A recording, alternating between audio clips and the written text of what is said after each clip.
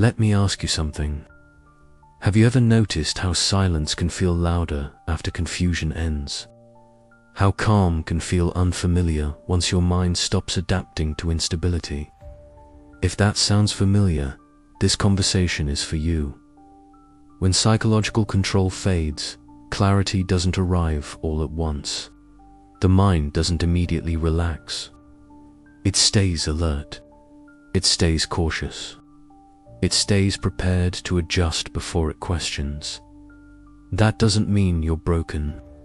It means your mind learned how to survive environments where clarity wasn't safe. For a long time, adaptation felt necessary. Reading emotional signals, filtering reactions, adjusting words, staying one step ahead of discomfort. Over time, this becomes automatic. So automatic that stillness begins to feel wrong. Many people believe recovery is about becoming stronger or more confident.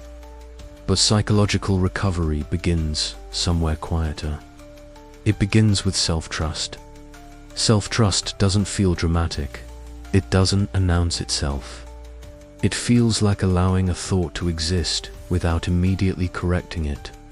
It feels like noticing discomfort without rushing to remove it.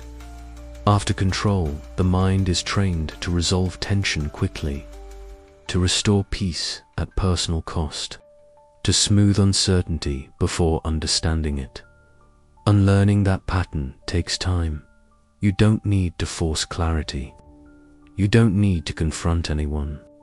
And you don't need to explain your awareness to people who benefited from your confusion. What matters now is internal alignment, listening to your reactions without dismissing them, observing your emotional responses without rewriting them, allowing moments of discomfort to exist without interpreting them as danger. This is how psychological autonomy slowly returns. There may be moments where silence feels heavy, where certainty feels distant, where your mind searches for external confirmation. That's normal. Those moments are not signs of failure. They are signs of recalibration. Clarity often feels quiet because it no longer needs permission. If you're here, it means something in you is already shifting. And when thinking changes, influence weakens. Don't abandon your clarity just to feel accepted. Don't ignore your perception just to avoid tension. And don't give up on your mind because it learned to adapt. Your mind adapted to survive. Now it's learning how to protect itself.